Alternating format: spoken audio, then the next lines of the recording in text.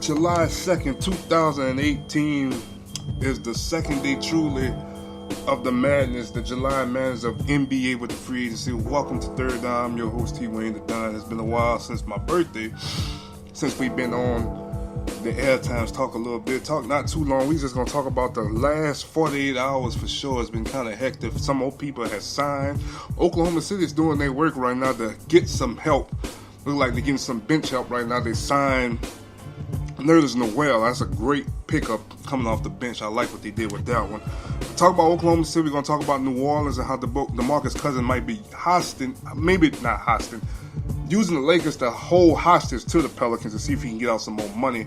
Talk about that. Talk about the big news with LeBron James going to the LA Lakers. I was just about to say Clippers, Lord. Father God, wow, I was going to say that. We're going to get into some details, man. Without further ado, bro. I mean, this had to be one of the craziest ones in a long time. I went out to Twitter and asked Twitter a lot of questions over the weekend. We're going to compare the answers. And we're going to finish today. I told you every episode we're getting closer and closer to football season. And so we're going to talk today about the AFC West, who I predicted to win the AFC West this season. And talk about the AFC a little bit today to finish the show. So we're not going to hold y'all too long this afternoon. Hope y'all doing well on this beautiful afternoon. It's hot outside, but it is beautiful outside this afternoon on Monday, July 2nd, 2018. So let's talk about what happened. Big news. First thing first off the board, Kevin Durant did re-sign with the Golden State Warriors, which we all kind of expected. That wasn't no big shocker. Of all the deals, we all expected that one to come the most. KD did re-sign for a 2-year deal, $61.5 million with a player option in 2019-20 and 2020. Cool, fine, and dandy. You know, I just think sooner or later, I think KD gonna get bored playing with the Warriors. So pay attention to that soon and very soon. We're not gonna get into many details about that today. Paul George, and that's where we're going to start. Paul George with the re-sign to the Oklahoma City Thunder. Paul George will get a 4-year contract, $137 million max contract from the Oklahoma City. He was signed on the 6th. Remember, everybody signed on the 6th when it comes to this. And I think I went to Twitter and I asked about Paul George. And one of my first Twitter questions was, first thing first was, I said, is Paul George a superstar in this league? 52% of my Twitter people said yes. 48% said no. Don't let me tell you something. I like PG. I really do like PG. PG is one of the better players in the NBA, but I don't think he's a superstar player. I don't think he's in the caliber with Westbrook, with Harden, with AD, with Boogie, with LeBron and KD and all these other guys who all NBA MVP guys. Now, at one point in time, he was playing at a high NBA level, but I don't think he's a true superstar in this league. I think Paul George's skill set fits well where he's at. I think he's going to trust the process with Sam Presti and the Oklahoma City Thunder. I think he done the right thing. I think because, and one thing Paul George did right. Like, I'll give it to Paul. Paul George sat down with Westbrook. And I think you move Melo away from this process and you go back to the original plan if you're the Oklahoma City Thunder. And what you do is what you're going to have to take away to a degree is now let's try to build around these two guys. We got a superstar player in Russell Westbrook and we got an all-star player in Paul George. We could build around this. You see, they added Nerlens Noel. I think they still going. They had a meeting with Tyreek Evans. If you can get Tyreek Evans to start with you, potentially George and Westbrook in the backcourt with Evans in the front court. Who's they for? I think they 4 went to the bench last year. Don't really know too much about the roster. I got to look at the roster. I apologize, but to a degree, I still think that what they can do, they can still find themselves being top 3 in the Western Conference again, because you got to trust the process on what Sam Presti and company can do in that organization. So I think it's a great move, because let's be real, if he goes to LA, and I'm sad to say this to all the LA fans, he goes to LA, look at the track record that LeBron James has done to superstar players and turn them into role players, role mega superstar players. Dwayne Wade, Chris Bosh, Kyrie Irving, Kevin Love. I mean, when you think about that lineup, Chris Bosh at one point in time was respectively top 3 in the league at his position. You think about D Wade at one point in time, he was one of the best 2 guards in the NBA. Probably when Kobe was going through a series of injuries, D Wade was putting on for the league. Best 2 guard at one point in time in the league while Kobe was injured. You think about Kyrie Irving, the young stud coming up out of Duke University, playing with the Cavaliers for so long, getting drafted when LeBron left, and he comes in play with LeBron. He take his game to another level to be a Mamba mentality, not scared of the big moments. Kevin Love was a walk-in double-double guy coming out of Minnesota, and his game was diminished to be a corner specialist. See where I'm going with this, to a degree. So Paul George probably sat down and realized, well, I'm going to probably still have more freedom to still play the game that I know how to play and still add to my game, learn to play with Mr. Triple-Double himself. He's still going to set me up and find me to get mines in the game as well. Smart move by Paul George. I would have stayed too. I don't think Paul George was going to be able to live up to that LeBron role, to diminish his role, and then he's going to take on a lot of criticism because he's not stepping up. Because now LeBron, and I'm going to get to this in a little bit, but with LeBron going to LA, anybody who takes the contract and sign their name know that this is about to be an all media affair. The most media this franchise has had since people like Shaq and Kobe was together, Shaq and Paul Gasol, even more media than what they probably had, because you're taking the best player, the best generational player since Michael Jordan has retired. The same man and with the same number, we're going to come in and come probably to the second best organization in basketball history to come and play in this organization. So we're going to get on to that right quick, because I could talk about this one probably for the next 30 minutes, but I don't want to do it. Let's go on to Chris Paul. So once again, like I said, Paul George did the right thing. Paul George went back to Oklahoma City, and like my buddy would say, he gave not only Oklahoma City, but he gave all small market teams hope that small market teams can still compete and have a shot at winning an NBA title. Because right now, when you think about the Pels, you think about the Portland Trail Blazers, you think about the Indiana Pacers, post San Antonio Spurs, and there's Milwaukee, everybody like that. It's kind of, the scale has got even harder for the small market teams to have a chance to win a title. It might be a few years before we consider a small market team even getting close to the conference finals, because it's got Utah as well. It is hard.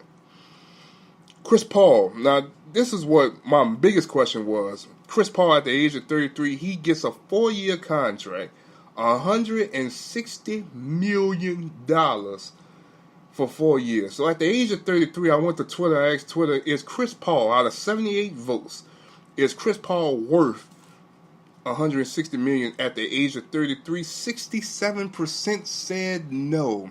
And I will have to agree with them, because for a fact, Chris Paul got a payday for what he did in the conference finals. Remember, Chris Paul went down day one, game one, against the Golden State Warriors that they won on opening night. I think you're going to get 2 more productive years out of Chris, and I think after that 3rd year, he's going to really start seeing the decline. By the time he's 36, you're going to see the decline of Chris Paul. I don't think Chris Paul is worth $160 million. I think if we were about 28, 27-year-old Chris Paul, I think he gets more of that. I think he at least get probably more about 180, probably. I don't think Chris Paul worth $160 million at the age of 33 when he can't stay healthy and play a full season for you on the court. Don't see it. Houston also losing Trevor Ariza to the Phoenix Suns. Kind of a big loss. He's kind of big up in that rotation in their offense. Got to see what Houston going to revamp and revive to do to get. And it makes me wonder, to a degree, if Oklahoma City buys out Carmelo Anthony, will Carmelo try to consider thinking about going to Houston? It's a thought process. So that leads me to my next Twitter question. I asked, is Carmelo Anthony worth any type of big money? 78% said no. 78% said no, 22% said yes. So I came back with another question. So if Carmelo Wood, let's just say Carmelo Wood stay or whatever, I think he's playing next season. Which team fits Carmelo Anthony the best? Now, I've had 4 options. You ready for this one? 14% said Oklahoma City. 21% said the Houston Rockets. I said other and comment the team. Nobody did comment, but other said 13%. And my last team is retirement. 52% said Carmelo Anthony needs to retire and call it a day. That's not too good for one of the greatest players, one of the greatest basketball players in this generation as well. Because let's remember, when you go into the Basketball Hall of Fame, it's not the Pro Basketball Hall of Fame, it's the Basketball Hall of Fame. Carmelo Anthony is an all-time great. He's a 3-time Olympic gold medalist. He's also he's a NCAA champion. He's the all-time leader in Olympic, I think in the USA Olympic points. The USA Olympic points. He's the all-time leader. So he's probably the greatest Olympic champion to play the game of basketball for the United States. I'm not dissing on Carmelo at all. I think the biggest thing is going to hurt his NBA career was up and down, up and down, up and down. When we think about when Carmelo retires, to a degree, where will Carmelo be remembered as? I'm going to remember more as a Nugget because I feel like he was better as a Nugget. I don't think he was all that when it came down going to the Knicks because he played up and down with the Knicks. And in Oklahoma City, his stamp right now is not going too well. We just got to wait and see about that one for sure. So I would love to know what he's going to do. I think Houston would be the place, unless Houston knows something that Oklahoma City might trying to buy him out and they want him to come in and take Trevor Ariza's spot.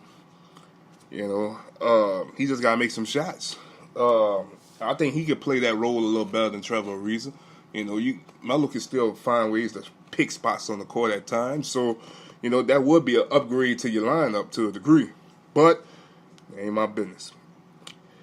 So, other big news around the league this past weekend. First thing first, DeAndre Jordan. Rest in peace to Lob City. That is, I said it on Twitter 5 years ago. When you think about if the Clippers was coming to town to New Orleans or whatever city that you live in, they come to town, you'll be very, very excited because you're going to see a human highlight reel from the whole 4 quarters. Anytime you hit a fast break, you got a chance to see a human highlight reel. Almost like a mini N1 mixtape because they jumping out the gym. Rest in peace to the Lob City. It's officially done. DeAndre Jordan has signed a 1-year deal for $24.1 million to play with the Dallas Mavericks. And with the lineup that the Mavericks potentially have with Luka Doncic, Dennis Smith, Harrison Barnes, Dirk Nowitzki, and DeAndre Jordan, that is a competing lineup to have to compete out there in the Western Conference. Now, I'm not saying they makes the playoffs, but right now that lineup is screaming 41 and 41, or a little under like 40 and 42. Major upgrade for the Dallas because Dallas been trying to find their identity for the longest. Now, I think even if you get to that mark where you at right now, 41, 41, 40, and 42, DeAndre Jordan resigns. I think this is Dirk Nowitzki's probably last year. I think you get more money to sign. You sign them in. You play Luka Doncic and Dennis Smith get their first year under their belt playing with each other. I mean, you got a veteran front court, especially with Harrison Barnes, and you have Harrison Barnes, Dirk Nowitzki, and DeAndre Jordan, and with a young backcourt that's learning to learn the game together. What a scary combination. If Luka Doncic can become almost a mini Steve Nash, but better, and Dennis Smith just become the athlete that he is, the Dallas Mavericks going to start making some noise sooner than later. That scares me because they're in the division with the Pels. They're in the same division. Especially when you start thinking about if Houston going all in for a championship now. So if Houston falls apart due to injuries, San Antonio can continue to get the boot because they're small market teams, and New Orleans don't get it right now because New Orleans kind of making a push. Like, they got to make a push now to push for a title or make a run for it right now. They don't get the push that they want. We could potentially see Dallas start taking steps because it's a baby steps. my homeboy said it the best. The tank